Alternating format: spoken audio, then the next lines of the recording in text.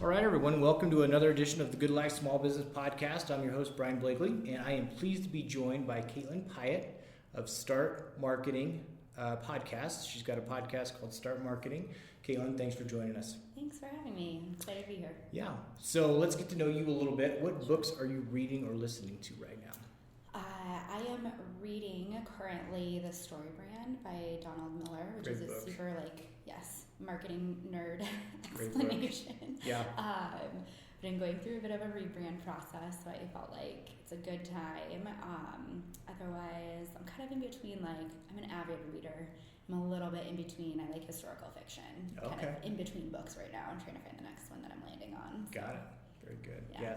Building Story Brand. I actually got to see Donald Miller at a convention or a conference a couple years ago, and he's great. Yeah. He's awesome. I know a lot of marketers who have gone to the Story Brand conference, and it's high on my list. Yeah. So. Yeah, he does a great job. Cool. How about podcasts? Well, being a podcast host, I listen to a lot of podcasts. Yeah. But I would say kind of my top two are also very marketing oriented. It's called Scratch by it's a relatively new agency called Rival, but it's a podcast host. His name is Eric Fullweiler. I followed him from a fintech marketing podcast over to this new one that he started. So a lot of CMOs, marketing execs who come in and kind of talk about the future of marketing, which is really interesting to me. And then my other favorite is marketing trends, because it keeps me up to speed, right? Sure. Keeps me relevant. So, Yeah, absolutely. Yeah. Very good. Yeah. All right, well, let's just get into it. Tell us your story, being a podcast host, and just kind of your journey as a small business owner. Start from wherever you would like to, and just vision to reality, how things have shaped up for you. Sure. I've had a very non-linear journey as an entrepreneur. In 2019, I had worked in financial marketing for probably 8 years or so. Okay. And I was just sort of getting restless in my career. I felt like I really love my boss and my job that I'm doing. I just felt like it's time for a change, but I didn't really know what I wanted that change to be. Mm-hmm. At the same time, I sort of had this personal revelation that I didn't want to just continue to run on the corporate hamster wheel. Sure. I had 2 little kids at the time, and I felt like I just always rushed through our mornings, and I was rushing them to get to school and to daycare, and then I'd go and I'd pour my heart into this job, and I'd come home and I'd rush them through dinner and bedtime and just rinse and repeat. Yep. And I had 14 days a year that I could take off and spend time with them as human beings and just enjoy them and spend time with my husband. So I thought to myself, I really need some white space in my calendar. I want the flexibility to just be with my family when I want to.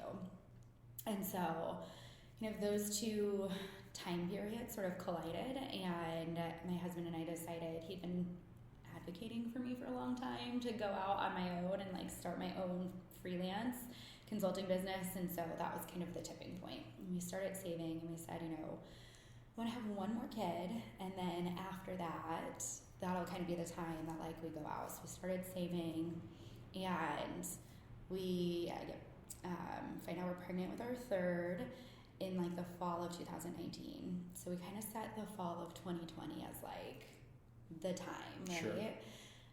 And then January of 2020 rolls around, and 5 months pregnant, and I actually get laid off from my corporate job. And we looked at it and we said, we are a little shy of our goal, but we're just gonna go for it. So that was May of 2020? That was January of 2020. I was due. January. Yep, I was due in May of 2020, and we said, it's 9 months sooner than we really wanted to, but we're gonna take the leap and go for it. Okay. So we did, and then March of 2020 hits. Sure. And here's COVID, which is by the way, if anybody is trying to start a business pre-global pandemic, horrible time to start a business. Yeah. So at that point, we kind of took a pause. I had a couple of clients. I had started my podcast, and we looked at it and we said, it really is not feasible for me as a super pregnant mom to be homeschooling a preschooler and a kindergartner. My husband still had to work. And we said, you know what, we're in a position where we are like fortunate enough to have this money we've set aside. We're gonna take it and allow me to just be a stay-at-home mom. Sure. Like, I was still kind of working when I could, but there was no like sense of urgency. Right. And so I did that for about a year before all 3 kids were kind of back in school or daycare full time. Yep. But then by that point, I was feeling like super stressed about our situation because, well, I wouldn't change the fact that I had gotten to stay home and like, you know, keep our kids home at a time that was like pretty scary. We had run out. We'd used all the money we had saved. And so this position came open. I was applying for gig work in between clients, and this position came across my desk one day, and it was almost exactly what I used to do in corporate marketing. So I thought, well, I'll throw my hat in, see what comes out of it. At the end of the day, if I don't take it, they don't want me, I'm no worse off than like where I am today. Sure. And I interviewed with 2 co-founders at this company called Payrex, and they were fantastic. I was so excited by the possibility of what I could do for them, and talked it over with my husband and decided, you know what, I'm going to take this director of marketing position. Yeah. I said, you know, I only want to work during school hours, and I'm fine giving up my client work, but I've got this podcast and I have this idea for a community, and I really still want to be able to like do those things. So if you're cool with like, you know, just school hours and me having this podcast, like, sure, I'll come work for you. And they were like, no questions asked, just kind of took me as I was, and they're still super supportive. And so that's kind of been my journey. I started there about a year ago, and it's kind of allowed me to step back from the client work that I was doing and really just focus on building my podcast and thinking about like creating a community around it and how it can really sort of fulfill the mission of making marketing more accessible and actionable for small business owners. Yeah. That's what I love to do. Yeah. Very cool. Yeah. So your small business journey took a little bit of a twist compared to what you thought it would. Yeah. Yeah. As and we were talking before we hit record, but you know, when you're a small business owner, you have an idea of how you want it to go. Yeah. But that doesn't mean it's going to go that way. And so I think you've got a great story because it shows the importance of being able to pivot, to being open to other options, and just being ready to change if need be. Yeah, I think that's a lesson that I took out of COVID. I, like in my former life, like pre-entrepreneur life, I would have clung like very tight. I'm a planner, I'm an organizer. It's how I've made my career in marketing, is being really good at those things. Sure. And I would have previously just like clung to this idea of like, I have this idea and I've mapped out a path to get there, and I have to just like stay the course. I can't deviate. But I really learned that you kind of have to set these like core tenets for yourself as an entrepreneur to say, this is what I like, this is what I value. So for me, it was that white space in my calendar. It was being able to do really amazing marketing. I just love to do marketing. Yeah. I like to build brands and strategies. So that's important to me. If I can do that professionally, I'm really happy. Yeah. And then if I can help kind of teach my knowledge and help make somebody else's life really easy, that's also really important. So I really started to learn that if I frame my decisions around that, I can be really adaptable and I can change and adjust to the world around me without feeling like I've lost my sense of purpose or like just kind of losing my cool and like feeling like I'm failing at it. Because as long as those 3 things are kind of true for me, I'm kind of okay with like how the journey starts to unfold. And I think, you know, if COVID hadn't happened, if I hadn't been forced to sort of look at like, how am I going to get a business off the ground with little financial runway, I would have probably stuck to feeling like I've got to consult. I have to get clients. That's how I'm going to pay my bills. versus being able to look at the podcast community and look at that as like its own little entrepreneurial journey. There's tons of ways that you can build businesses around podcasts. Yeah. And I never would have thought about it if I had just sort of like clung to that idea and been like, this is what my journey has to look like. Yeah. And I just have to like stay the course. Yeah. So. Yeah, absolutely. I think as a small business owner, I've said it before, but you know, COVID really showed how agile small businesses can be when they have to be. And I think it also opened up the opportunity for small businesses to think about things in a different way. And I think even consumers are more willing to adapt to, you know, different changes. Whether it's being more tech savvy, whether it's just being more understanding, you know, it just kind of changed the perspective for everyone. Yeah. So Totally. yeah, absolutely.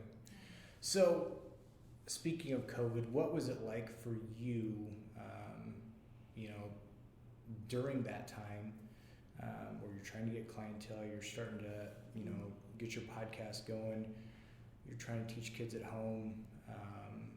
Do you think that just, did it add more stress? Was it something that actually looking back on it that maybe you embraced a little bit and are happy things went the way they did? That's a good question. I mean, I think in hindsight, I am happy with the way things went. I couldn't see the end going through it, right? Sure. Like, I just sort of had to kind of keep the faith that like something was gonna work out and it was gonna be fine. You know, my husband and I were really like privileged to be in the position we were when COVID started, to say like, we're going to, like, we get to make decisions around what we think is the best for our kids and their safety versus like out of necessity. Yep. Like, there are a lot of people obviously that had to say like, you know what, even though I don't feel like it's safe for my kid to be in daycare, I have to go to a job. And so like my hands are just tied, and we obviously like had the financial freedom to be able to do that. And I could have looked at it, and I think some days I looked at it at like the expense of me building my business, and so that stung a little bit.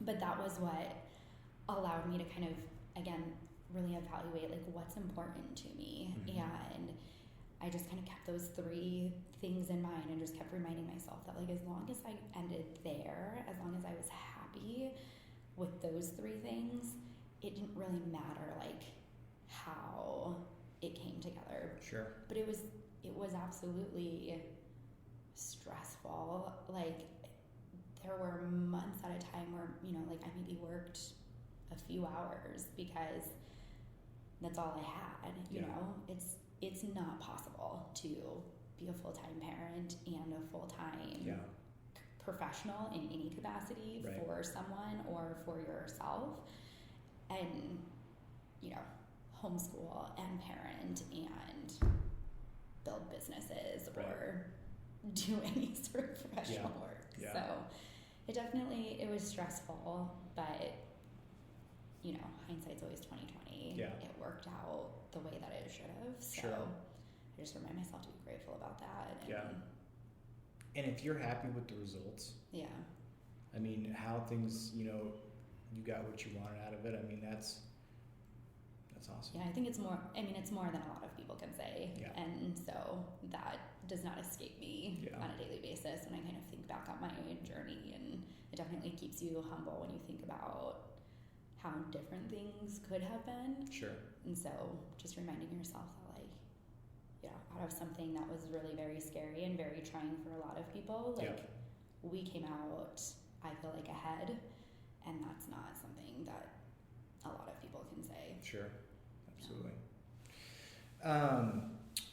So you've got a unique perspective as opposed to other guests that I've had, from the clients that you have worked with, and kind of what you do as far as a small business owner and kind of building their business. And so just kind of talk about your strategy and, you know, your perspective on, enlighten us on some things maybe as small business owners or anyone that's listening, that angles they can take, strategies that they can take, that, you know, you would recommend. Yeah. So coming into building my own business and like as a marketer who knows how to market a business and, you know, drive results and things like that, I kind of naively came into my own business thinking that I had like the upper hand because I know how to play the game. But knowing how to play the game doesn't mean that the rules don't apply to you, right? And so there's kind of two things that small businesses need in order to grow their business, right? It's influence or income. You have to have one of those two things in order to do marketing so that you can actually drive leads and make, you know, have them convert and make sales. And that was kind of the gap that I aimed to fill when I started out. You know, when I was a corporate marketer, I could sit at the table with an agency. I had almost $2 million in budget, so I could look at a project and go, yeah, I've got $50,000 to spend on that. That's fine. We can do that. And as I started to think through it from a small business owner's mindset and thinking about myself going into that situation, I kept thinking like, there's no way. I don't have $50,000 sitting in a bank that I can just throw at marketing, you know? And so I kept thinking like, how am I going to do this? And so that's where like my mission and kind of like what started driving me really came from, is because I kept sitting there thinking like, this is why small businesses are at a disadvantage, right? You don't get to come to an agency with a big business budget. You have to come with, you know, maybe the $2,000 that feels like a lot of money to you. And then you've got an agency tell you that's not enough. That's like a drop in the bucket to work with them. And so you're sort of stuck figuring it out yourself. And so a lot of small business owners, you know, their first stop is social media. And they go, well, it's free. So that's what I'm going to do. But social media is like the hardest way to market your business as a small business owner. You're fighting against algorithms that reward people with big budgets. And if you don't spend the money, you've got to focus on content creation. And if you were a big business that wanted to focus on content creation, you would have at least one full-time person, if not a whole team, and probably an agency that kind of supplements the work that your team is doing to create enough content to grow organically. So it's sort of like we're just tying the hands of these small business owners. And so what I like to do is to be able to say there are other options aside from social media. It's not a one-size-fits-all opportunity, right? When it comes to marketing, you have to understand who is my target audience and where can I find my target audience, and where does that intersect with my capacity and my capabilities as a small business owner. So you've sort of got all these moving parts and pieces, and my goal is to kind of help people bring them together to say, so that's what I try to do on my podcast. I focus on the access. Here's the marketing strategy, and here's what it should be doing for your small business. You know, there's all of these other things outside of social media. There's Google My Business. There's Pinterest, which is actually more like a search engine versus a social media platform. You have email marketing. You have all these ways, referrals, that you can get leads for your business, and you can create awareness and help drive growth. Social media isn't the only place. So let's get you access, help you understand what those are from experts, and then let's focus on the action part. How can we break this down so that it's not overwhelming? Like if I told you to go out and start, you know, growing your email list so that you could grow your podcast, like if you don't have experience in email marketing, you're going to sit there like a deer in headlights and be like, that's cool. I guess I'll go Google that and try to figure it out. And so really kind of breaking it down and helping streamline that and say, like, focus on these first few steps. Like, we're just going to put our blinders on and focus on these 2 steps, and then we'll worry about growing it and adding on the next big thing. There's a lot of different ways to grow an email list. I mean, and and you can be overwhelmed with options where someone like you can give advice. Okay, these are the steps that you need to take. Yeah, and really so focusing on and helping people understand like marketing should be a business strategy for you, right? If you think about your business as a whole, marketing isn't like this separate piece of the puzzle, right? Yeah. It is part of the foundation. It's a cornerstone of your business, and there are a lot of other things that tie into, leads and sales. It's the experience once somebody gets to the point of sale. It's the product, it's the service, your operation. There's so much. Marketing is part of a business strategy. So what it should do is support your business. It shouldn't be taking time, energy, and money away from your business. It should be an investment. And so helping small businesses understand and think about it from that perspective versus I just need someone to run Facebook ads for me. You might legitimately need Facebook ads, but what is your goal with those? What do you need to accomplish? How is that going to support your business?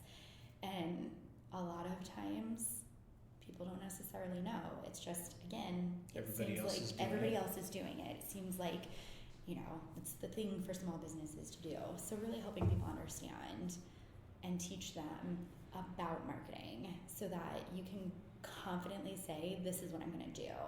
I have a plan. I understand how it's going to contribute to the success of my business.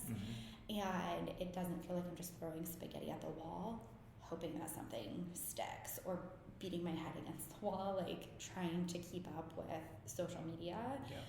When, if you don't have a strategy behind social media, again, you're just wasting your time with it. So it's kind of where I try to focus people. And so that's kind of the point of my podcast. And then I'm in the process of launching a community that small business owners can join, where you continue to kind of build off of some of the things that I do on my podcast. Sure. Once a month I have a small business owner come on and I do like a coaching session with them. They bring their marketing challenge and we just kind of break it down and figure out, how would you tackle it? What are some ways that you could go about this? So kind of building on some of those things in the community. And again, I have a lot of access to marketing knowledge and other marketing experts. So if you do need somebody to do X, Y, or Z marketing strategy for you, let me at least get you to someone reputable that's not going to take advantage of you, that's going to help you move the needle. So that's kind of the goal of how it all starts to kind of come together. Yeah, absolutely. It seems like when you're starting as a small business, it's difficult to say, okay, here's my target market, because when you're starting from scratch or starting with very little, your target audience is everybody. I mean, you want to get everybody in that you can, or get as many customers as you can. And so that's maybe something that people don't focus on when they're starting a business. But from what, your advice, it's really something that needs to be one of the first things there. It needs to be part of your plan before you open to know. Obviously, you want to bring in as many clients as you can, but there needs to be a niche or a certain market that you go after. Yeah, absolutely. It is, when people come to me and they'll say like, well, what should I be doing to market my business? The first thing I'm going to do is say, well, let's take a step back. Tell me about who your target audience is. Because if you don't know who your target audience is, or if you say, my target audience is anyone, okay, well, how are you going to market to everyone? Right. Do you have the time and the resources to market to everyone? And if you think about yourself from a consumer standpoint, you respond to messages that feel like they resonate with you, that like somebody is speaking to you and kind of intimately knows the problem or the challenge that you're having, right? So you have to start, even with marketing, you have to start with that target audience and understand. And I promise, even on the outside, if it seems like, my product could be for anyone, there's still niches in there. And in the example that I'll give, I recently did a coaching session with a gal named Clarissa from Setting D Ranch, and they sell whole hogs and whole cows. And so on the outside, food seems like it's for everyone. Right. Yeah. Which it is. But who's buying from you? And we kind of, dug down deep in there. Well, it's moms, it's women who are trying to kind of meal plan and feel like they're giving their family a little bit healthier option, more organic option potentially than what they're getting from the grocery store. Mm-hmm. Okay, well, let's focus our time and energy on finding more moms who fit that description, so there's always a way to kind of like narrow your focus, and it's really important to have that focus because that's going to give you the clarity that you need in order to make informed decisions, both in your marketing but also in your business, right? Sure. Because that'll influence in your purchase decisions. Sure. It'll influence partnerships. All these things that you do as a business should be driven by your target audience because you want to connect with them. Sure. It's just impossible to be all things to all people. Yeah. You have to pick a priority. Right. Absolutely. Yeah. And I think that can be comforting too. I talk to business owners that, they want to be better at marketing and they're looking at it from the social media side, and maybe they beat themselves up because they're not doing it on a consistent basis or they don't think they're doing enough or whatever. So I think that, it's comforting to hear, hey, maybe social media isn't something that you should be doing. Maybe it is an email list. Maybe it's, doing a blog post to share your knowledge or doing something different than just social media. That may not be where you need to go. It might be, Mm-hmm. and it might be Absolutely. on a smaller scale. Mm-hmm. Maybe once you figure out that market that you're going after, that's where you can kind of target your social media, but it doesn't have to be as broad as what you're trying to make it. Mm-hmm. So yeah, absolutely. that's great advice. Absolutely. Yeah. Talk about, this will be a little bit of a surprise question, but just talk about, like, from a business owner standpoint, talk about podcasts and how that can kind of be even a different medium for the message you're trying to get across, or people that think that, I don't know, that maybe a podcast isn't an avenue for them. Sure.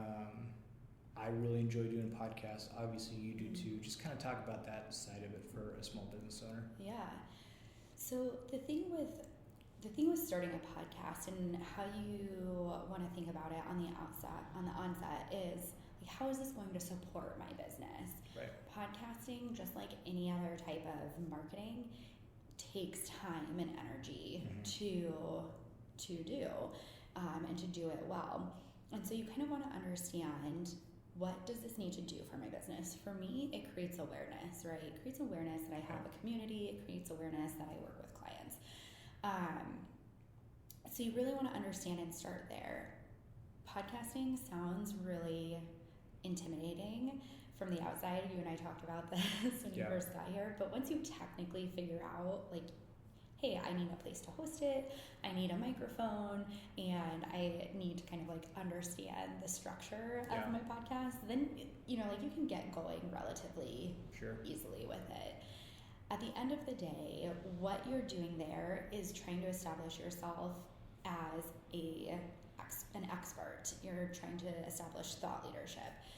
And this isn't any different than like blogging. It's the audio form of blogging. Right. So your goal here is really just to kind of help people get to know you and understand your philosophy. I'll give an example. Eric Fulweiler, the podcast host of Scratch that I mentioned at the beginning of the episode, when I first started my director of marketing job, I had no idea. I had zero clue about how to do marketing for fintechs. It was totally new to me. So I used his podcast as like a crash course to learn how to do marketing in the fintech space. Yeah. And then when he moved over and he started Scratch, I followed him over and I continue to use his expertise to kind of help shape me as a marketer, right? Mm-hmm. And when the time came for me to look for an agency to help do marketing, communications, and strategy and support me, he's the first person that I went to, because I thought, like, this guy knows what he's talking about. For a year, I've been listening to him So I really know his philosophy as a marketer, as a communicator, and it aligns with my own philosophies. Yeah. And so that's kind of a broad goal as a podcaster, is to be able to say, like, how can I sort of position myself as an expert so that when the time comes, someone feels really comfortable coming to me because they understand my philosophies. And from there, you can kind of start to move people down through a sales funnel.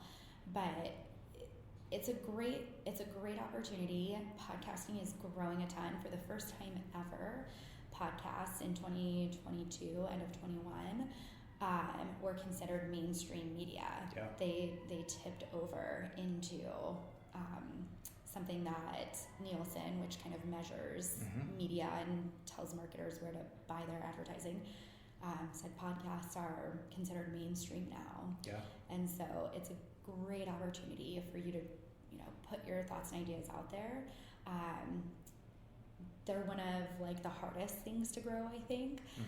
But that's good news for you as a small business owner when you're starting, because having a small audience or no audience means you can fumble around, you can make the mistakes and learn as you go. Yep. And nobody's looking at you going like, well, this isn't what I expected. Like, you kind of get to fumble your way through until you find your groove. And then about that time is when people start, to find you and pay attention. Yeah, so absolutely. It's a good little opportunity, I think, but not to be underestimated. It's really no different than, if you're going to do social media, you're going to have to grow that audience. And it's going to take time. And podcasting is no different. Yeah. Can you hit, I guess what in air quotes overnight success? Yeah, you probably could. And I think the other part of it too is, don't overlook the fact that you can do some research by finding different podcasts that are out there in your field or something that you're interested in, or kind of where you want your market to be. And sending an email or a message to the host, that doesn't hurt. If you don't want to start your own podcast, but you think that you've got some knowledge to share, promote yourself on someone else's podcast. As a host, I'm looking for people all the time that can come on and share their knowledge. So take some time and do some research. Yeah. Find a podcast that's out there that maybe you could contribute to. Yeah. And that's just going to help you grow your brand too. Yeah, absolutely. I just, in February, did an episode, a couple of episodes about how to and why podcast guesting is can be a really great marketing strategy for you. Yeah. For all of the reasons you just said, it's something that podcast hosts are looking for. And if you've got a unique perspective, it takes some time to pitch yourself, but you can borrow someone else's audience. They've already done the hard work of building that up and getting a lot of eyeballs on their content. So you sort of get to benefit from their hard work. But you're adding something. You have something of value to add there by bringing a unique perspective on whatever subject you're the expert on. So podcasts, I think, are a really unique opportunity. I think people are hopping on them a lot now. I get pitched probably 2 or 3 times a week with guests, but I'm starting to see in my marketing networks, they're asking about hey, what about podcast advertising? Is anybody here doing podcast advertising? Yeah. What about sponsors and all, so it's starting when marketers start to take notice, that's kind of a little clue that it's worth looking into, and it doesn't cost you anything to be on a podcast except your time, so that's something, it's a great free strategy if it's something you want to pursue, but it's a good option. And it's out there it's out there forever. As long as the host keeps it up there, people can find your podcast 2 years after you do it, and it's I don't know, it's a great. We were talking before, it's not an audiobook that's 6 hours long, but it's not a snippet on social media, but you really it's a long form type of media where you can really talk about you can talk about your strengths, and just help educate people, and it's free to them. Yeah. So Yeah, it is really truly a great option. So you just you've got to look for and do your due diligence, find things that are, a good fit, and make sure that you are a gracious guest. Sure. That comes with information to share. But yeah, it's something that I really hadn't looked into or thought about before I started my business. I started my podcast on a recommendation of my business coach. Sure. No strategy behind it whatsoever. But over time, it's just grown, and it's something that I really love doing. And aside from that, even if you don't get a ton of publicity from it, what I have found is that I make more connections Absolutely. with people. My network has grown exponentially since I started podcasting because of the people that I interview, because of the podcasts I go on.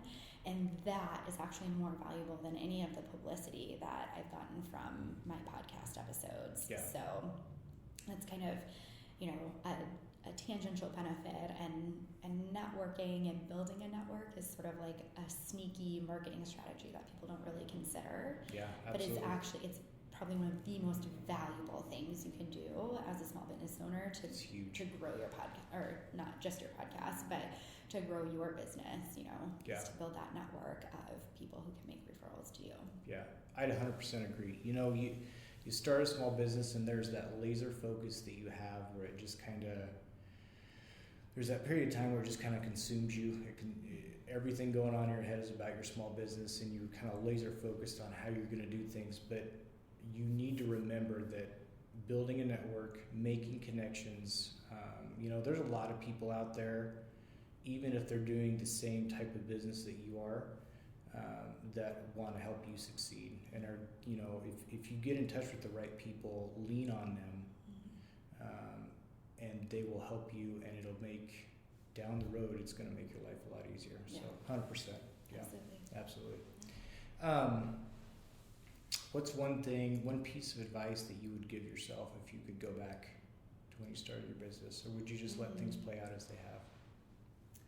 I think I would tell myself to go back and do more market research than I did.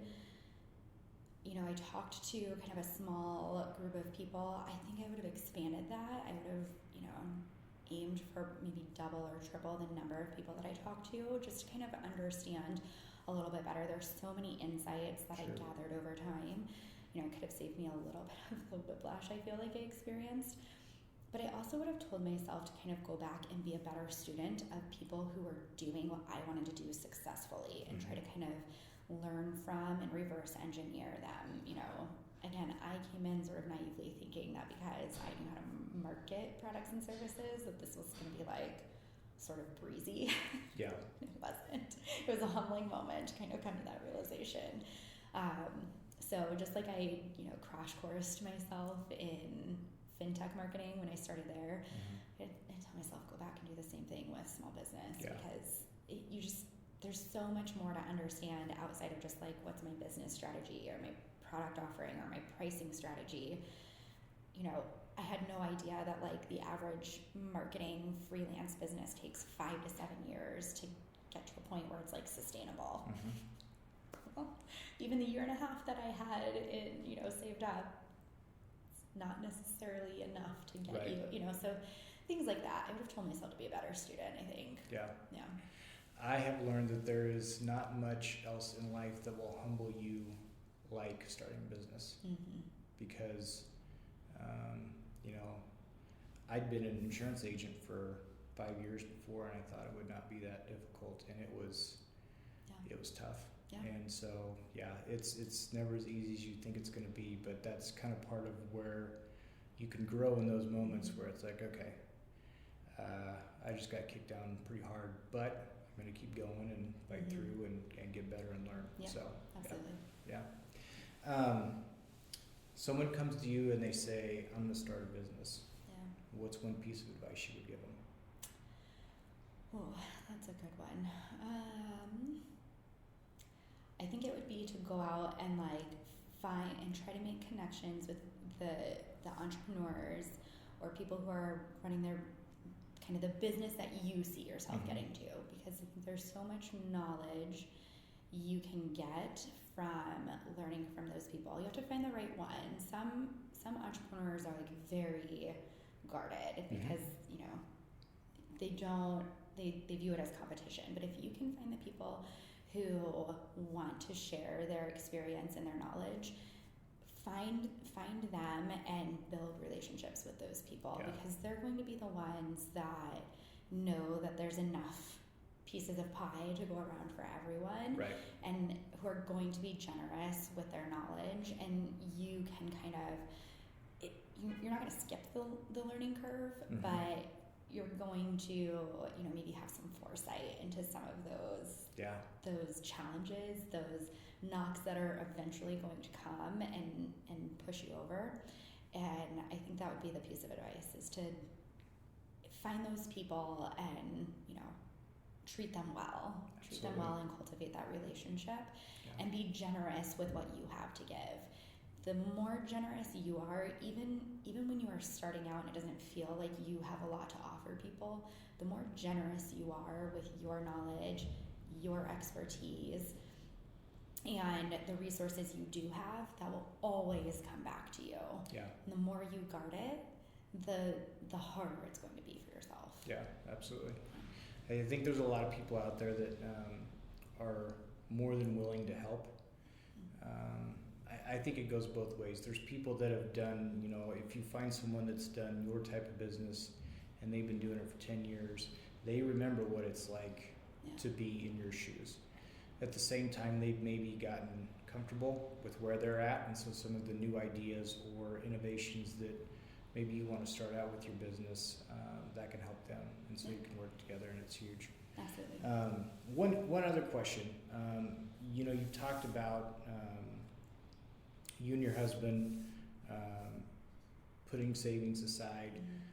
It sounds like you got someone that has been there to help you through starting your business, has given you advice, and has just been there as a support system. I think it's huge for people that are married.